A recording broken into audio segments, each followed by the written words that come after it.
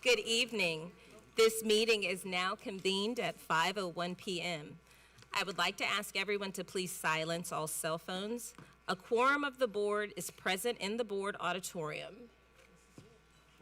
If there are any public officials in the audience this evening, please stand to be recognized.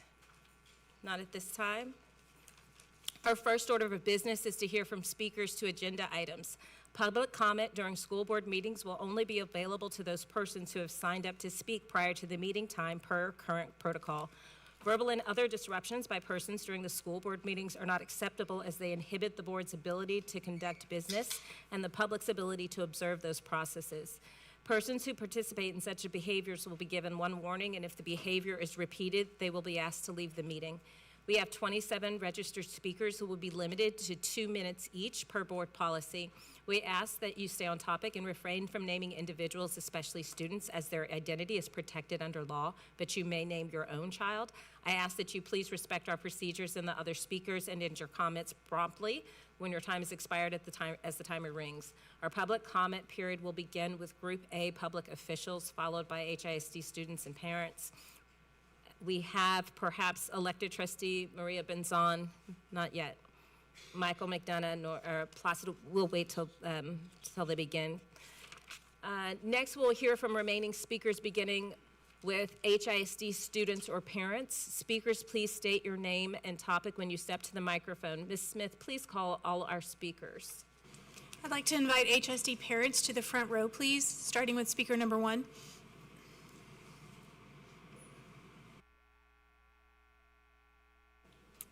Hi, I'm Sarah Rivlin. I'm a former HISD teacher. Imagine having your job performance evaluated by somebody stupider and worse than you. That's what it's like to be a teacher in HISD these days. During year 1 of the takeover, Miles required every class period to begin with students writing something on a 5x8 note card called a response card.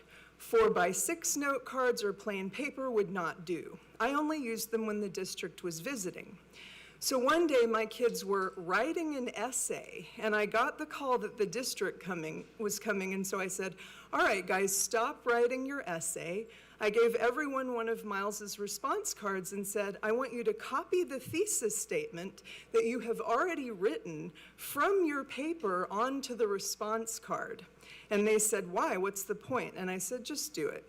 Sure enough, the district comes in. There's about 5 of them. They travel in packs, holding clipboards and looking stern. And then on the way out, I kid you not, one of them comes up to me and says, excellent use of response cards. Being in HISD right now is like being in Kim Jong-un's North Korea. He's an idiot, he's a joke, but you still have to be scared of him. And it was too depressing for me, and that's why I left. In year 1 of the takeover, Miles said that by year 5, STAR scores would go up 15%. That to me it's not gonna happen, but it's also not worth the destruction that has happened. If you're a kid and you're at the 20th percentile to start and you end up at the 35th, that's not gonna help your economic opportunity if you've never read a book, you've never been on a field trip, and you've never gone to a state competition.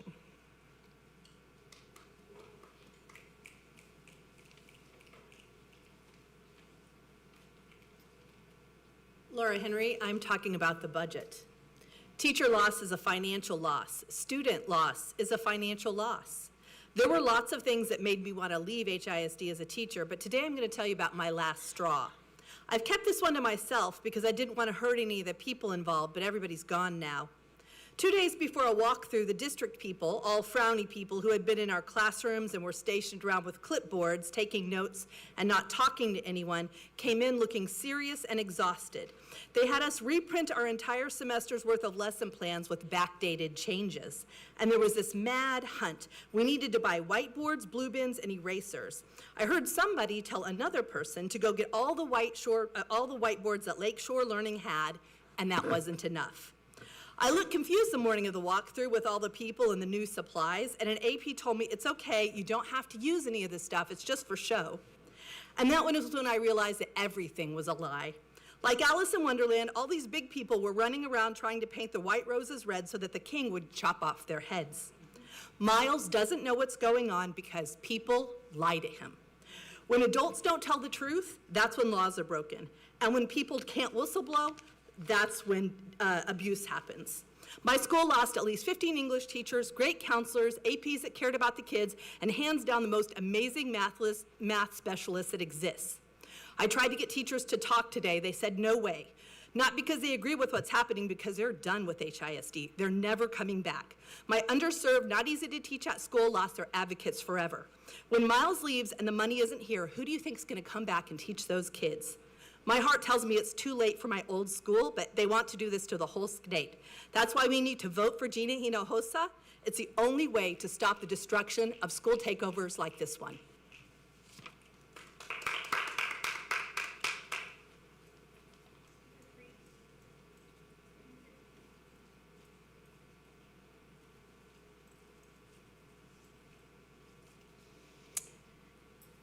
My name is Marie Patman. The district's special education plan collapses the federally required continuum of services from 5 tiers to 2. This is not a continuum under IDEA. It is a compression of placements that force students into settings that do not match their IEPs. This restructuring creates systematic violations of FAPE and the least restrictive environment for both tiers, students who need more support and students who need less. Compounding this, district communication remains chaotic and contradictory. Parents still cannot get clear answers about which campuses have which programs because the definitions of these new tiers are vague, shifting, and inconsistently described. There is no transparency in the implementation plan, no published criteria, no clarity on how IEP teams are supposed to make individualized decisions within a collapsed model. These inconsistencies are eroding trust in HISD's ability to implement 21,000 IEPs safely and legally. The Board Services Office has stated that this restructuring does not fall under constraint number 3. But even if you maintain that position, you cannot ignore constraint number 2, which states that the superintendent shall not allow ineffective supports, systems, or processes for students receiving special education services to negatively impact IEP development and implementation. This is exactly what is happening now. You must act. 21,000 students with IEPs who are going to return to school in August. The current violations of FAPE and LRE have not been corrected, and the district cannot legally implement this model without addressing them. Your governance responsibilities do not pause for the summer, and our children's rights do not pause.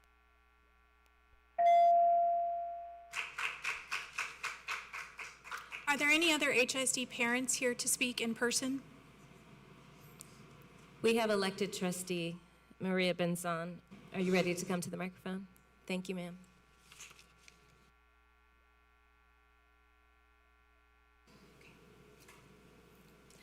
Dr. Maria Benzon, Houston ISD elected trustee. Items 3 through 6, the 1882 partnerships, this board celebrated these contracts as a financial win. However, HISD's own budget documents tell the truth. $24 million in revenue now flows directly to 1882 schools, so subtract $19 million in reduced expenses and also $1.2 million in management fees, and HISD is still losing $3.8 million every single year. HISD says closing a school saves $1.2 million annually. These 4 partnerships wipe out the savings of 3 school closures every year. 12 schools to save money. Tonight, this board votes to keep bleeding $3.8 million on partnerships that were sold as a moneymaker. These partnerships themselves trying to escape Mike Miles' NES model, and we are paying for it. Stop taking from poor communities to subsidize privileged ones. Item 8, the budget. Before the takeover, lines 21 and 23, instructional and school leadership, totaled $175 million. Tonight, you're asked to approve $294 million. That is an increase in $119 million in leadership spending. The details are damning. Instructional leadership was almost $21 million before the takeover. It nearly tripled to almost $60 million in year 1. Now it's proposed at $79 million, almost 4 times the pre-takeover level. Even Miles himself forecasted this line at $61 million. You are being asked to approve $18 million more than his own projection. School leadership jumped $52 million in year 1 of the takeover, now proposed at $250 million. That's $30 million more than Miles' own forecast. Combined, the proposed budget exceeds Miles' own projections by $47 million. Again, Miles told the community 12 school closures were about saving money. This budget tells a different story. Leadership bloat outweighs school closure savings by more than 8-to-1. Miles will point to rising test scores to justify these increases, but teaching children to pick the right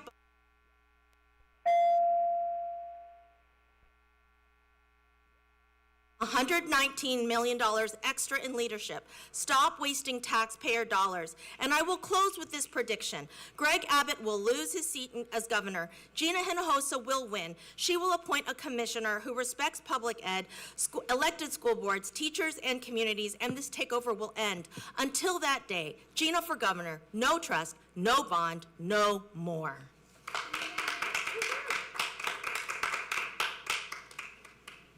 Elected Trustee Michael McDonough. Thank you. Good afternoon.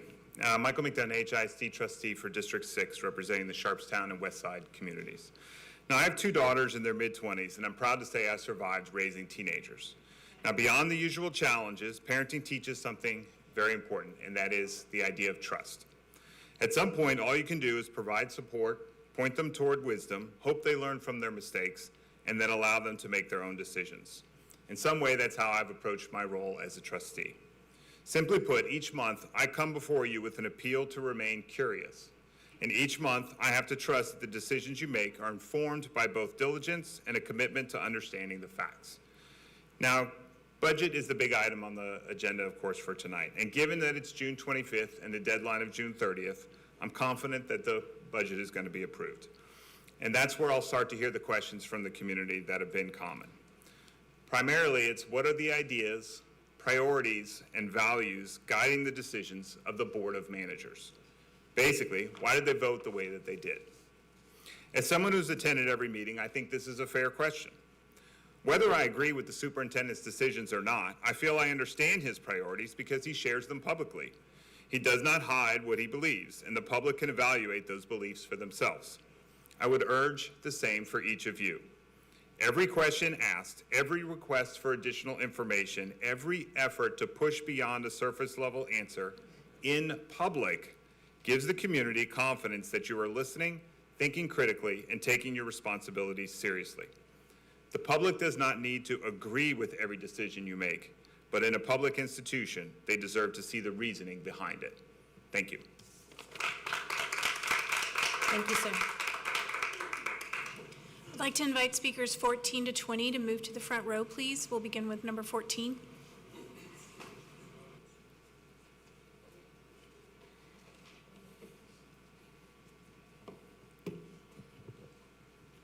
My name is Larry McKenzie. This is my 31st year teaching. I was released and fired from HISD on my day off, June 13, 2023. I've been an advocate or an activist for education in the HISD since 2005. And if you look at what's going on, it is the privatization of public education. And I say that to say this: what the charter schools needed in this community were teachers, administrators, and students. So when Mr. F. Michael Miles got here and he fired a lot of teachers and got rid of a lot of students and got rid of a lot of administrators, they all had to pay their bills. So they worked at many charter schools. Now when he leaves, and when he leaves, you guys leave also, there'll still be people here. I'm still here, even though I got fired. My kids still go here, my nieces, my nephews still go here. So the only surefire way to make sure that he leaves, and those people who are cheerleading for him and co-signing things that are morally wrong, is to make sure that we get Gina Hinojosa in as the governor, period. so that we don't have to look at you guys again, because if you can still look at yourself after all of this, there's a problem. And then for those people that are here and are administrators, there'll come a time when you'll lose your paycheck. Because if you are striving or you are thriving in this environment with F. Michael Miles, then maybe you don't need to be here either. It's time for people that do nothing for our kids to go.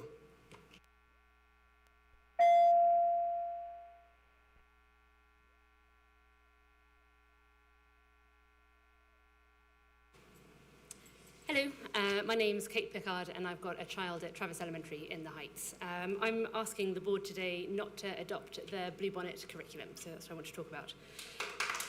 Bluebonnet has been widely criticised for including disproportionate references to Christianity and biblical stories in elementary literacy materials.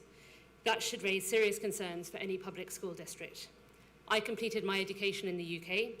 I attended a Christian elementary school and later a religiously diverse middle and high school. At middle school age, we were taught about the principles of major world religions. I saw firsthand how one group's faith can be dismissed or diminished when religious instruction is not handled with neutrality, and how divisive and upsetting that can become. Public schools must remain neutral on matters of religion. This is not simply a matter of personal preference, it is a constitutional responsibility. There's a clear distinction between teaching about religion and teaching religion through the use of religious material. In a literacy program for young children, that line can become easily blurred. HISD serves one of the most diverse student populations in the state. A curriculum that appears to favour one religious tradition over another risks alienating students and families as well as educators, and undermines the inclusive learning environment that public schools are required to provide. This consultation process appears rushed. Holding this discussion during the summer vacation with adoption proposed for the upcoming school year does not give families and educators the time or information needed to fully understand all the options and the implications. I understand that there may be financial incentives for adopting the programme. However, any short-term financial benefit must be weighed against the longer-term cost of further eroding community trust and potentially driving even more families away from HISD. I ask the board to pause before adopting Bluebonnet and to commit to a more considered, transparent consultation process that gives everyone full information and a meaningful opportunity to engage before a final decision is made.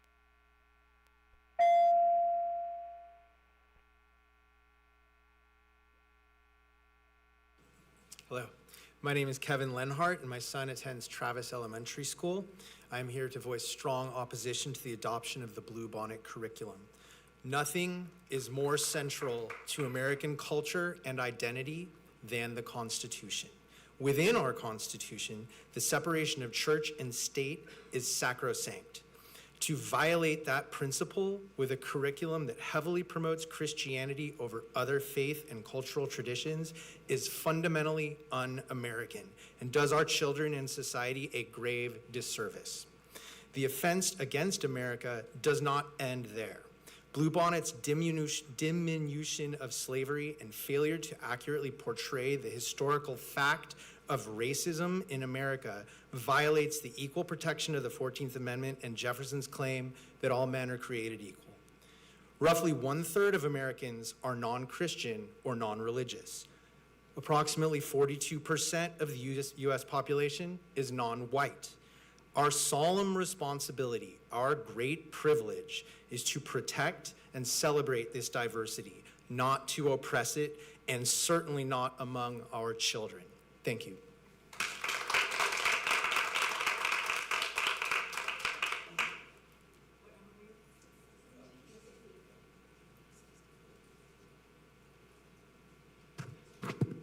Hello, Jesse Heiner here. I shared this with state legislators earlier this month, but I wanted you to hear these numbers as well as you consider the budget. Through public information requests, we have found that from June 1st, 2023, through January 31st of this year, you all have terminated or non-renewed over 4,500 employees. During the same time period, over 17,000 employees have resigned. In total, 21,901 employees have resigned or been terminated from Houston ISD during the first 2.5 years of the state takeover. These 21,901 employees had a collective of 127,601 years of experience in Houston ISD. According to TEA, just over 3,000 of the 6,500 newly hired teachers during that time were uncertified, 47%. This is an average increase of 749% under the state takeover compared to previous years. It is estimated that for a district our size, teacher turnover costs $25,000 per teacher. As you consider the budget tonight, ask yourselves, how many hundreds of millions of dollars have you wasted on pushing out 127,000 years worth of experienced staff in Houston ISD? This is the legacy you all are leaving to all Houston children and their families. Since I know you are advised to only vote yes to everything Mike Miles brings you, or to table it for the next meeting, I instead wish to address my fellow Houstonians and Texans. Remember in November to support Gina Hinojosa for governor so we can vote Abbott out and Texas children can get the education they deserve. Thank you.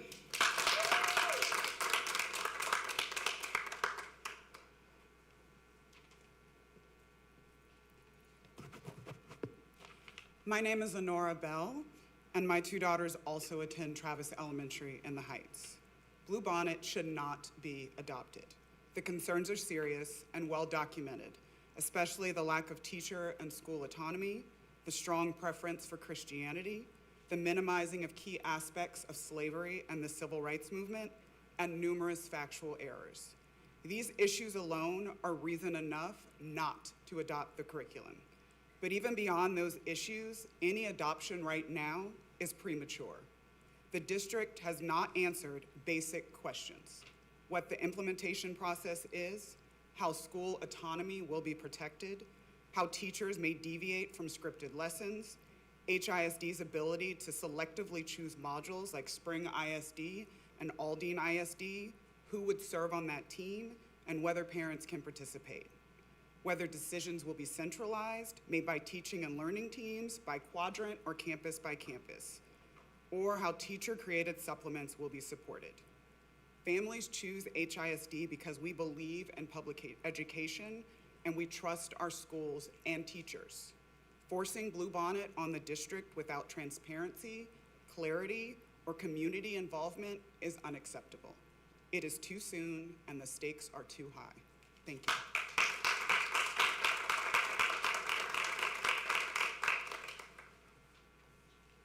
Dr. Ruth Hoffman-Lack, I emailed you earlier today an article from the New York Times that was published on June 22nd, written by Ross Weiner, who for years has been in charge of educational policy and was a big believer in the No Child Left Behind Act being the solution to public education. The title of the article is, "I thought No Child Left Behind would fix public schools. I was wrong." In here, you will find various links to research that he found disturbing and that caused him to realize that believing that standardized tests were going to tell us if kids were going to be successful is actually bonkers. And the data from, most recently, from the University of Chicago Consortium, if we really care about if we're preparing kids for school, for life and being successful, you need to listen to this. Schools' effect on students' social well-being and work habits predicted academic gains about as well as test performance did, and was more predictive than test scores for students graduating from high school, enrolling in college, and staying out of the criminal justice system. Now, I gotta tell you, if you really care about doing what is best for kids, you're gonna have to think about the fact that no data out there supports the idea that forcing kids to be producers of test scores is what prepares them for life. There is no data to support that. And you continue to insist that it does, that it's okay. It's not. And you are robbing our kids of what they need to really be succeeding in life.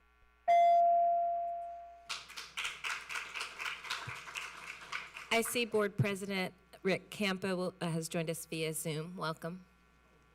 Yeah, thank you.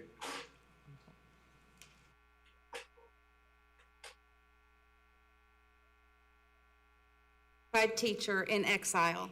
A few weeks ago, I went with HFT to Austin for a special session on public education with the House of Representatives Committee. We went because Texas is experiencing teachers leaving their profession, and they want to know how to retain teachers. Yet Mike Miles and the appointed board let go of 9,000 teachers in the last 2.5 years. We don't know the number yet for the last 6 months. You're just throwing us away. I am one of those teachers. Rick Campos plus 2 of you fired me, a certified teacher with 2 special ed degrees and 38 years of wisdom in public education. Fascists don't like teachers that teach children to be thinkers. Last night, I went to meet Karen Cunningham, who helps special ed parents. All y'all were so afraid that you sent 4 police cars to Bel Air High School and you did not allow us to park. And then they told us we were on private property. Well, Ms. Cunningham spoke anyway. To many of your fired teachers who are there because we're trying to be knowledgeable to help parents navigate this travesty of institutionalism segregating special ed children like the 1950s. My 2 great degrees from the University of St. Thomas gave me the knowledge to be a great educator. I've seen successful special needs children amongst their peers learning, going to college, getting jobs, having families, buying homes. It's because we include them. My last 8 years was not in special ed because I told my principal I couldn't do the self-contained classroom anymore because HISD doesn't care and they just want a babysitter. Well, I'm a teacher, so now I'm going to use my wisdom and voice to help parents navigate what is happening to their children in HISD, and I'm not going to do it alone because I'm going to say the 3 words, vote Gina Hinojosa.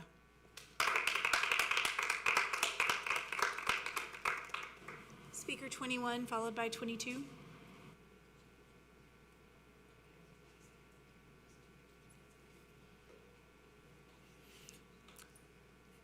Hello. Y'all having a budget meeting? It would be a lot easier if I had the extra $4.4 billion. In addition to that, when I left, it cost y'all 25 bands, that's 25K, to replace me. So what I'm saying is this: if you guys are sitting here doing what you guys are supposed to do, working with the community, it'll be easier in order to do y'all's jobs to have money. What happened is, in this culture of fear and control, what happens is that teachers leave, certified teachers. I'm a certified teacher, and then you guys have to have uncertified teachers to replace. Don't tell me that's improving the education of students. That's hurting the education of students. In fact, y'all had about 51 at the school I was in the South District. Y'all had about 53% approaches. I had 95% approaches from Algebra 1 last year, and about 80% the year before. But then I was told, because the administrator just had their opinion, hey, you're not a good educator, and they ripped the class away from me. And guess what? It becomes from one little thing. If they don't like you, they just go after you. They target you. I was targeted from, of all things, the thing I was doing the year before. I was doing a Bible study. And with teacher and an admin team from before. And that particular admin said, no, Bible study, absolutely not. In Texas, of all places, a Bible study with just teachers only at 7 a.m. You know what they told me? It's because those teachers went make duty. I never missed duty. The teachers I went didn't miss duty. So why would that be the case? But that admin particularly did not like that being the issue. So from then, also, I was not a good educator. Makes no sense from my history. In fact, I was advisor for National Society of Black Engineers, Society for Hispanic Professional Engineers. When Mike Miles came, he said, I want AI. I took them to a college for artificial intelligence. I took them to a Fortune 500 company in order to teach them coding. But guess what? I had to go. And that's the culture of HISD. So y'all need to change, or guess what? People eventually make change. Thank you.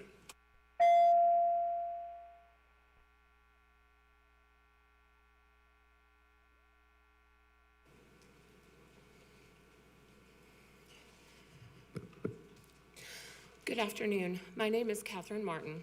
I just completed my 30th year of teaching, 25 in HISD, with 23 at One Beloved campus. I was even starting to teach the children of former students. My two older children are proud graduates of HISD, go Wolves, but my youngest will not be. She and I are now in another district because you failed her. She had 5 principals in a year and a half. She had some classes of more than 50 students. She was bullied. Some teachers refused to provide her accommodations. The nurse didn't keep up with her medication, and she was physically assaulted to the point that law enforcement filed charges against the other student. Your line that you're weeding out the bad teachers is simply false. Highly effective, certified veteran teachers are leaving in droves because of the subpar curriculum, micromanaging, and the self-serving leadership. We are being welcomed with open arms in other districts with certified superintendents, and we aren't just thriving, we're leading. Not only are you costing the taxpayers money by constantly having to find and train new teachers, you're costing students experienced, quality, dedicated teachers. The community deserves better leaders, which we'll get when we vote out Abbott and elect Gina Hinojosa. Thank you.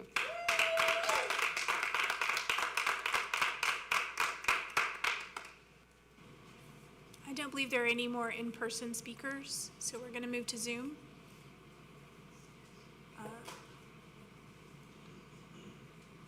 Monica Matthews, Hi, go ahead. Thank you. good evening. My name is Monica. I am a parent to children who attend Travis Elementary. I am here today to urge the board to reject the Bluebonnet curriculum. Public schools should provide a neutral education that serves students from every faith, culture, and background. As a mother of 3, I want my children to receive an education that encourages critical thinking and respects the diversity of families in our community. The separation of church and state has long been a guiding principle of our public education system. It protects both religious freedom and the rights of families by ensuring that public schools do not promote or favor any one faith. Every child should feel equally welcomed and represented in the classroom, regardless of their family's beliefs.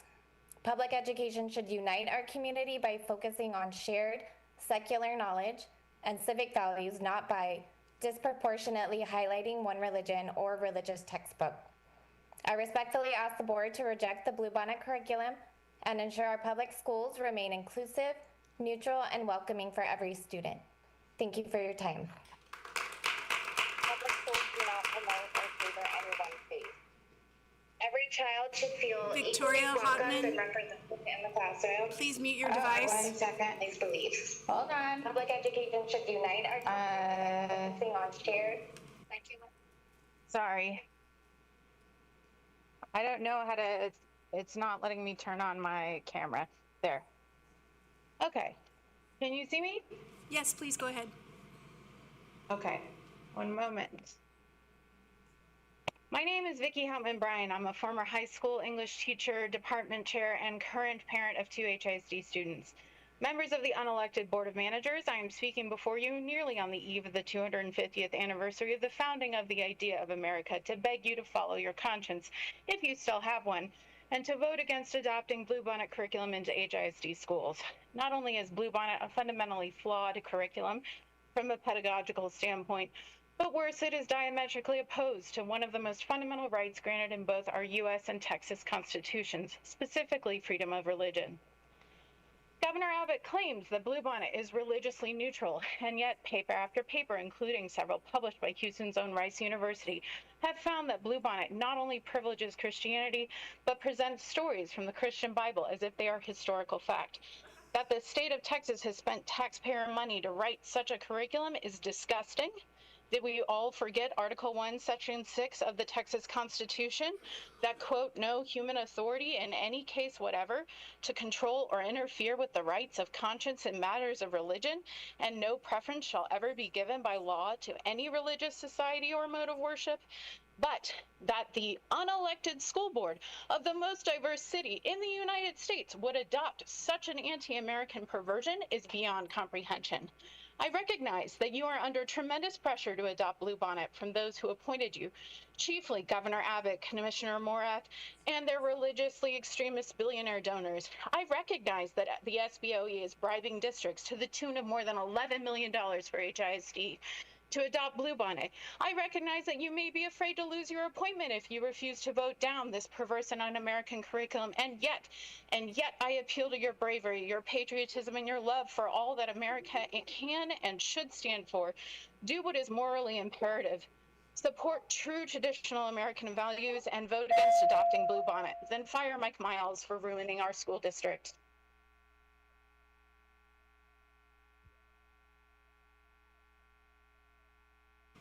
Priscilla Madani, you may begin. Hi, my name is Priscilla Madani, and my son attends Travis Elementary in the Heights. I'm here today to speak out against Bluebonnet curriculum. Among the many reasons I oppose its adoption are separation of church and state. Schools should not be in the business of teaching faith in any capacity. Lack of transparency and inopportune timing. Review of this by the board during summer vacation does not give the community, families, or parents adequate time to raise proper discussion regarding the matter. Errors in cost. There are many documented historical, religious, and factual inaccuracies contained within the curriculum.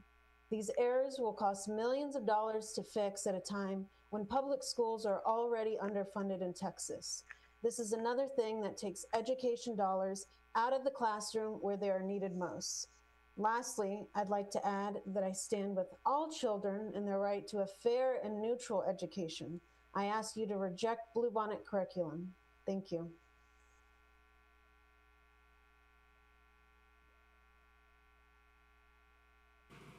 Cassandra Bolger, please turn your camera on.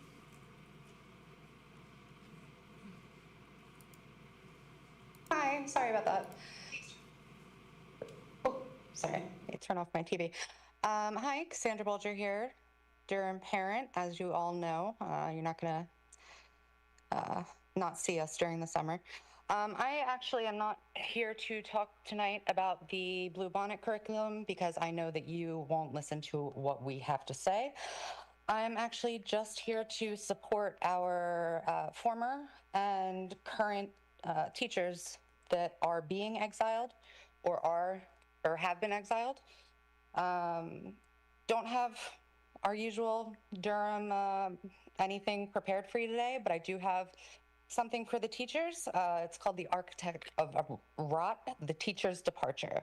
The morning bell rings out a hollow sound where joy is traded for a battleground. You traded student growth for metrics, data, and files, and built a prison out of children's smiles. I'm disgusted by the things I've seen, the cold mechanics of your spreadsheet machine. It makes me sick to watch you crush the spark and leave the brightest, youngest minds in the dark. It breaks my heart to pack these books away. The kids I loved, the lives I changed each day. I mourn the calling that I held so dear, now choked and poisoned by systemic fear. But keep your metrics, mandates, and deceit, your paper empire built on our defeat. I refuse to let your venom compromise my soul. I'm leaving the classroom to make myself whole. I urged the community members to vote out to vote for Gina Hinojosa this upcoming election. We must change the system. It is the only way to get rid of Morath and then Miles and then the rest, including you, Angela. Bye. Arnetta Murray, you may turn your camera on and begin. Hello, how you doing? Good evening. I am Arnetta Murray, former teacher at HISD. During this takeover, HISD has lost thousands and thousands of teachers. I'm one of them. Experienced, certified educators with years of classroom success have been pushed out, leaving students without stability and expertise that they deserve. This is also a budget issue and concern. Why? Replacing those many teachers costs taxpayer dollars millions and millions, in addition to the unemployment payments that have to go toward that as well.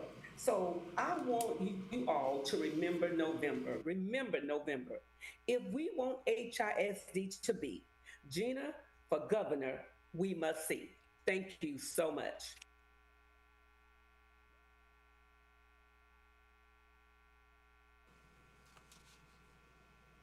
This concludes our public comment. We will now hold our public meeting to discuss the budget and proposed tax rate. Superintendent Miles, you have the floor. Yes, Madam President. I would like to call our Senior Executive Director of Budgeting, Daniel Flores, to share a brief update on the budget and proposed tax rate.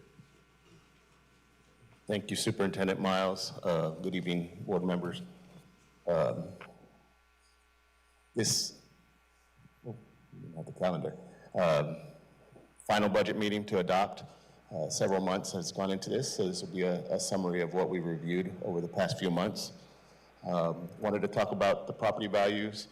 One of the requirements that was brought in from the last legislative session is the taxpayer impact statement. So comparison of 2 years, last year and this coming year, based on the median value of a homestead, which is in that second column, and the last column to the right is what an estimated property tax bill would be based on this calculation of the tax rate. So even though the median value homestead is increasing because of tax compression, the average property tax bill is decreasing. It's one of the new codes that we'll have to follow moving forward. And then to remind you all that these are the three budgets that we are required to approve: the general fund, the debt service fund, and then also the nutrition service fund.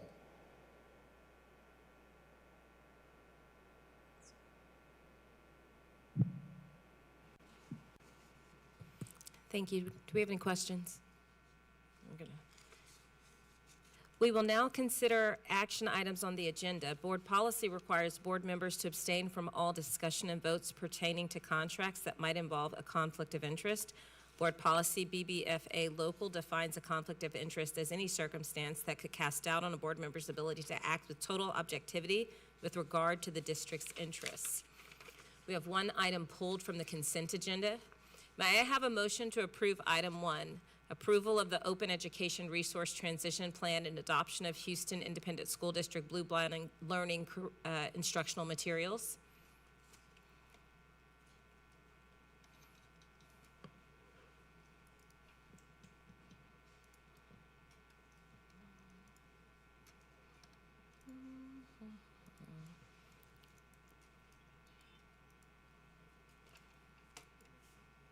Do I have a motion and a second?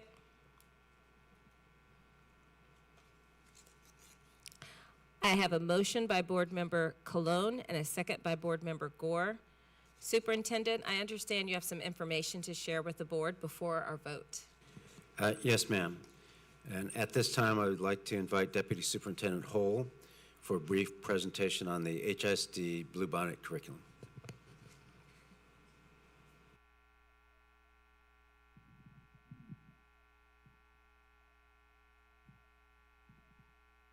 Good evening, board members. I'm here with a short presentation on HISD's Bluebonnet.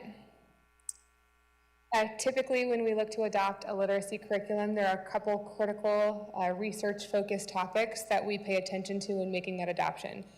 First and foremost, we always want a literacy curriculum to align to the TEKS across all the grades being considered. Second, we want to ensure that a curriculum includes an explicit systematic phonics scope and sequence and set of supports. This is really what will ensure we help kids learn how to read. And then third, we really look to make sure all curriculum has knowledge-rich grade-level text. The grade-level complex text is what will help ensure kids are reading at grade level and building knowledge of the world. This year, for this particular adoption, there's 3 things I want to bring to your attention. The first is that the state board approved a required vocabulary and a required reading list, and that has been provided to all Texas districts. The underlying text and the vocabulary in these reading lists are things that the state will use when assessing students in the future. And so it's important that we pay attention to those lists because we know that they will really support our students being successful as they continue in their schooling. Second, recent legislation passed requirements of teaching religious literature and its impact on history and literature. And so there's a set of requirements that districts are required to teach. And then third, districts may access extra funding when they purchase the Texas Education Agency's state board-approved curriculum. So these are three considerations that this administration took whenever reviewing the curriculum adoption for this year. When we looked at Bluebonnet specifically, Bluebonnet does include the state board text and vocabulary lists. So that was taken into consideration. Additionally, it covers all the topics required by state law to be taught. And then finally, it does allow HISD to access about $3.3 million in additional funding that would not be accessible in any other way. Looking across the state, about 365 unique districts have adopted Bluebonnet. That's about 30% of our Texas districts, and then 12% of the students across Texas have adopted Bluebonnet. I think for this is 25, 26. This year, it looks to be about 100 more districts on top of that. One thing in particular, because we do note that this is HISD's Bluebonnet, is that the district intends to update some of the underlying texts with the Bluebonnet materials, again, to align with that state board text list.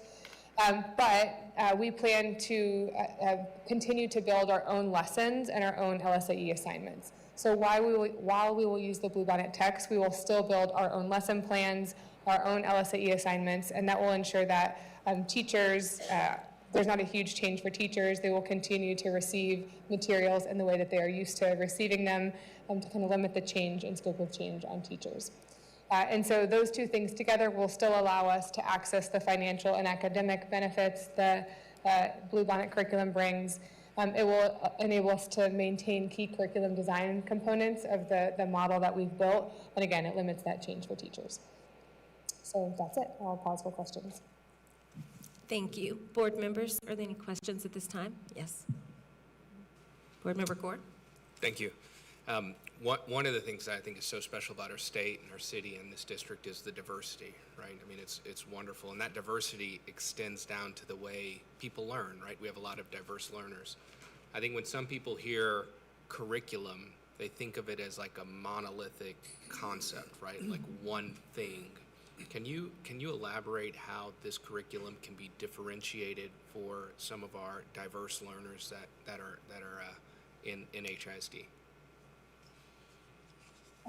Yes, I mean, some of the things that we do, particularly for example, our emergent bilingual populations, are we embed into curriculum ways to help them understand the curriculum in context of English and in Spanish. So we'll preview concepts in Spanish at the front and the end of the lesson, and we'll embed scaffolds throughout the lesson where we can highlight cognates or similar words. So we ingrain those things in the design of curriculum. And actually, for every lesson that we write for our primarily English-speaking classrooms, we actually have a version for our bilingual classrooms that incorporates those scaffolds to help those students learn. So that's one example. You would add to that? Yes, so also the LSE model itself, we're writing those extended lessons that are differentiated, and that really helps a diverse population of students. That's wonderful, thank you. So one of the things that, I'm thinking about here is we have seen tremendous growth using our own curriculum. Are you confident that this curriculum will continue to serve our students well? And then relatedly, why take this path as opposed to continuing to use the own curriculum that we have spent so much investment in?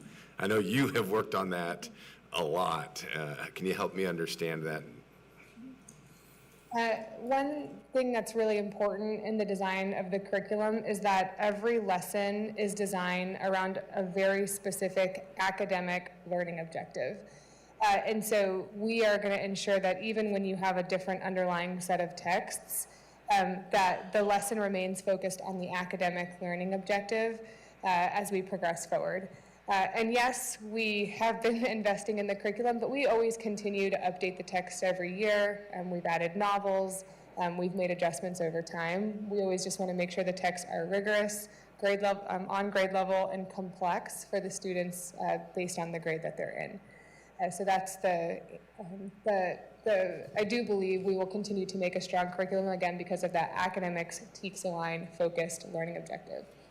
Yeah, Deputy Sue, you might also, if I get this wrong, just correct me. But much of the curriculum that we have right now will remain. Both the Bluebonnet curriculum and the HISD curriculum is Amplify-based originally. So that's another textbook that was used in this district and many other places, or at least piloted in this district. So many of the lessons are the same. The TEKS are very much the same. Or most of them are the same. So while it sounds like a massive change, it isn't. It's a significant change. There's no question some of the text will be different, but a lot of it will be the same. Anything Our estimate is about 40% is different. Is different. Yep. 60% is the same. I'm obviously familiar with the results that this team over here has achieved here in Houston. Can you shed some light on what the data have borne out about this curriculum, for those districts that have used it? We, as a district, have not analyzed the data of other districts' curriculum, but what I would draw us back to is, what does the research say makes a good reading and language arts curriculum? And what we do know is that grade level complex text are the primary driver of helping ensure we can prepare kids for post-secondary readiness. If we continue to teach kids at grade level, which means allow them to deeply understand and apply the reading and language arts standards to those complex texts in those upper grades, that will continue to prepare them. And then again, that explicit systematic phonics that enables kids to learn how to read. And can you talk a little bit about what, what's going to happen between now and the start of school, right? Rollout, implementation, that sort of stuff. How is that going to be for our teachers? The design of the curriculum, the primary design, does not change for teachers. They will still receive a lesson plan in the format of the lesson. They will still have LSAE as defined and as described. So teachers have been accustomed to, over time, us replacing texts. We've added novels, we've done multiple things, and that's just common practice. Teachers have built into their schedule time to internalize the unit and plan for every single lesson, and anytime there's a new text, they have that time to make sure they have planned for it. All right, now separate from the teachers, it sounds like y'all are already at work in terms of putting a lot of this stuff into practice. Is that work that needs to be happening right now over the summer before school starts? Yes, we do work to make sure that we are significantly ahead in curriculum based on when a teacher would have to teach that lesson. And to put it simply, right, our next board meeting is August 13th. That's after school starts. Is this something that can be put off until then? Refer to superintendent. No, I mean, you want some clarity for teachers. You want them to have at least 6 weeks material ahead of time. And you want the teachers and principals, the whole school system, to know that this is the curriculum that we're going to use. To delay it and make a vote then is just, you're starting the school year off without that sort of clarity. For clarification, on the slide where you had the books and you talked about the fact that you would still be making lesson plans and LSAE, and we keep saying that, but can you remind us and the population what we mean when we say that, what it is y'all are making for the teachers? So we take the underlying text, and with that, we make a student-facing set of materials that the teacher uses to project in the classroom. And that's what we build for them. So we build that, and that provides the teacher the lesson plan to walk the students through over the course of a lesson how to meet that primary learning objective of the day. So the primary learning objective of the day might be to find the main idea in reading and language arts, And so the lesson will be designed around helping students find the main idea of the underlying text for that day. So we build that student-facing set of materials for the teacher. And then when we refer to LSAE, what that is a set of 4 differentiated student activity assignments that a student can do at the end of that lesson based on whether or not they mastered the learning objective. And so if they did master the learning objective, they get a set of more rigorous assignments that they can go and complete that really pushes their thinking and their work even further. And if they did not master the learning objective, they get a set of assignments that further scaffolds and provides additional support for those students who stay for a second teach with that teacher in the classroom. And so it's a model that really allows all students in that first 45 minutes to get grade level instruction. And then in that second bit of time to get additional time with the teacher if they were struggling, but then get that more advanced work if they mastered it and are able to push the thinking further. So for clarification, your team is working for those materials over the summer. It's not that this is a change and then the teachers come back and then they have to recreate that. That is the scaffolding that's provided. And so the teachers still have the same, if they were teaching here this past year, it's the same formula, same format, same processing. It's just you have now done the work to swap out the content, the reading that they're doing. Yes. This is what's happening? We have swapped out the text and then created the associated materials for them. So yes, they will receive all the same materials and supports. Thank you. Other questions? So I do. Oh.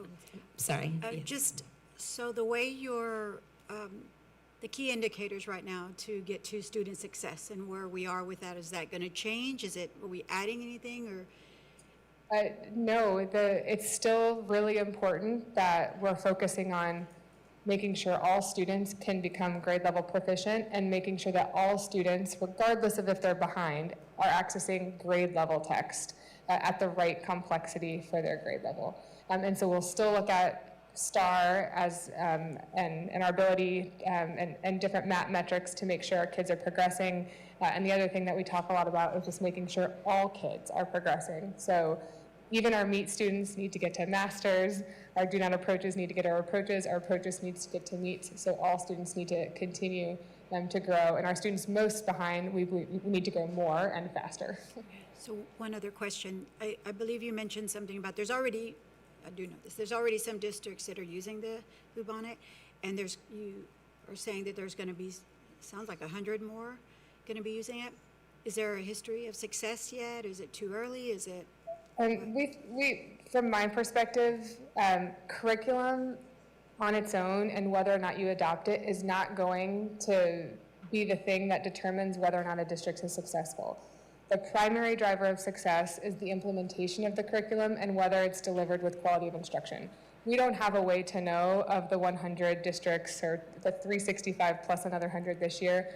We have no way to know what the quality of instruction in those buildings are, so it would be really hard to determine if the implementation went well in those districts. That's fair. Thank you. Yes, sir. So help me understand something for the EAS schools. Those are our autonomous schools, correct? So for EAS schools that have already adopted or purchased another curriculum for next year, what are the expectations? Question number one. And question number two, will those schools be allowed to continue using their selected curriculum? If an EAS school has already adopted a different curriculum, they can continue to use that curriculum. Thank you.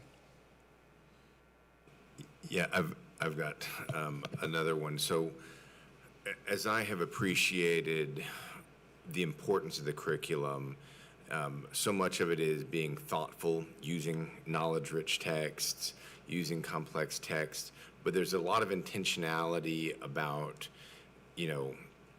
what you do in third grade and second grade, has to have echoes of what you learned in kindergarten, and there are things that can, maybe slide between second grade, third grade, fourth grade, and y'all have made a lot of those calls. I guess one of the things I'm thinking about now is if we're switching from something to something else? Are we now going to be in a situation where we're repeating something in third grade that was previously covered in the second grade, or are we missing something? So talk to me about the transition and what that means for our kids who are going between the two curriculums, each of which has been intended to cover the whole, K to 3, 3 to 8, timeline. In Amplify previously and in Bluebonnet, there is grade level text that's assigned to every grade. So text that you read in third grade isn't text that's repeated in fourth grade. They design it that way.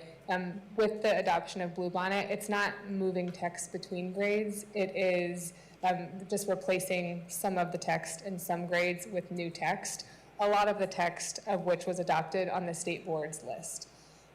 And I think you actually asked this question earlier. Typically in reading and language arts, if a kid is reading a text for the second time or the third time, they're much more likely to have the background knowledge around what that text is talking about, and that really enables them to demonstrate their actual reading and language arts skills on the assessment. So it's a good thing for kids to have exposure to text and to vocabulary that they're going to be assessed against. It really does allow them to demonstrate whether they have their reading and language arts skills that we work to teach them in the classroom.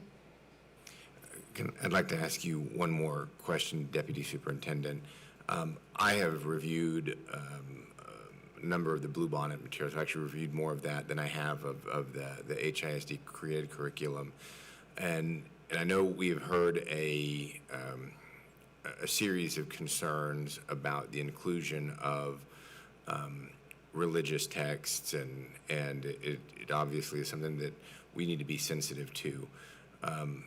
My view, based on my review, is that it's not proselytization, it is not religious indoctrination at all, but rather it is the use of religious texts in a few instances for providing context to other, perhaps historical texts.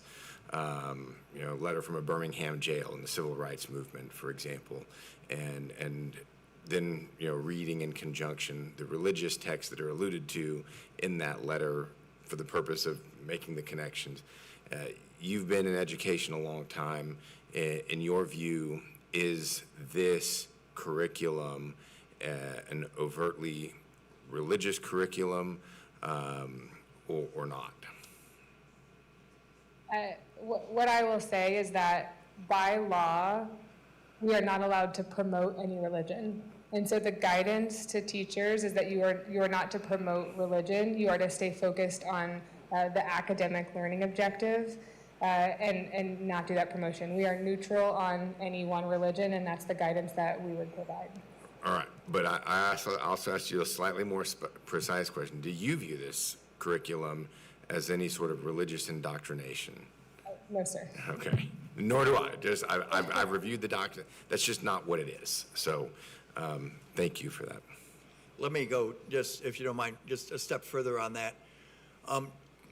Will HISD be able to adapt the curriculum for the uniqueness of our community? As was pointed out earlier, the most diverse community across the state of Texas, across a whole range of lines, religion, language, culture, and is there any flexibility as teachers go through this that they will be able to somehow adapt that, or you will help them adapt that so that there is no overt pressure on any of those elements of the community in which we live, so we do appear neutral in the way this teaches children?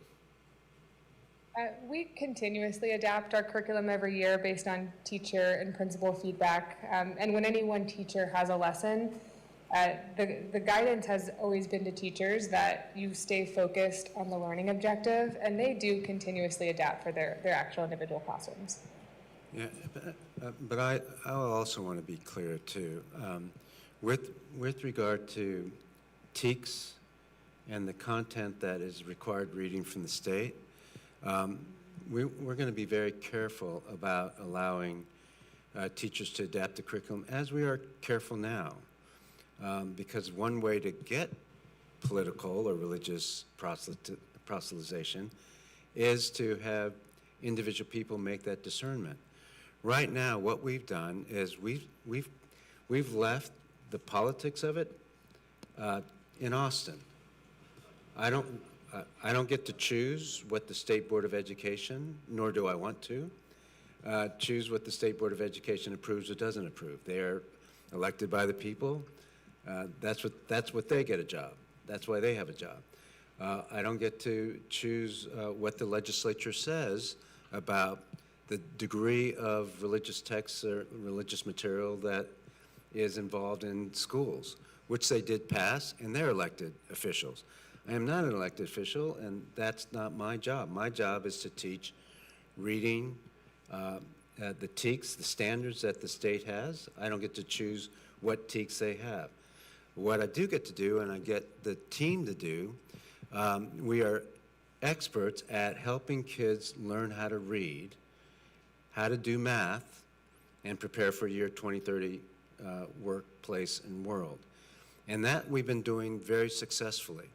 And part of that requires us to be pretty standard in how we teach the delivery of instruction and the close connection between instruction and curriculum. And so that is what has made us successful.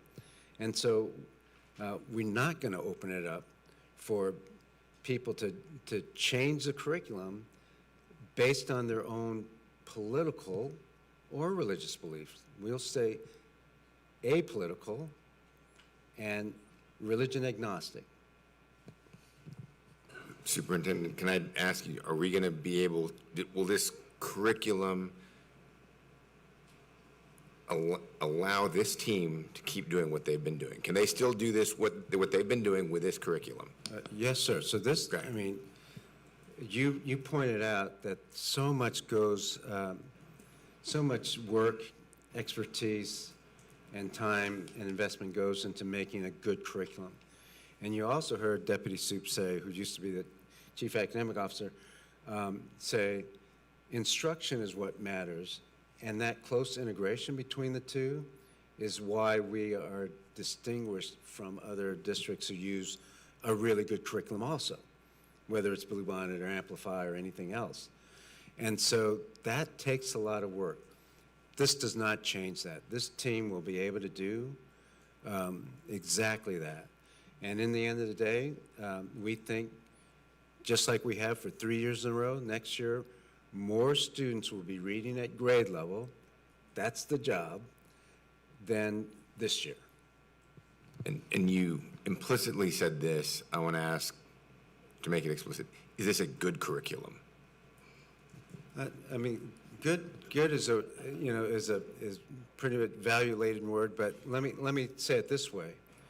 This curriculum will allow us to help kids grow in their reading skills, to help us teach phonics and content. So it's a curriculum that's effective in helping kids learn how to read. And that added, because of content, that added to the other things we're doing, like the art of thinking, is going to get them better prepared for your 2030, 2035 world and workplace. Thank you. Superintendent, and what ages does this curriculum cover, just so we're all clear? K through 5. Thank you. Any other questions? Fifth grade. All right, thank you. Please vote on the motion to approve item 1, approval of the Open Education Resource Transition Plan and adoption of Houston Independent School District Bluebonnet Learning Instructional Materials. I vote yes.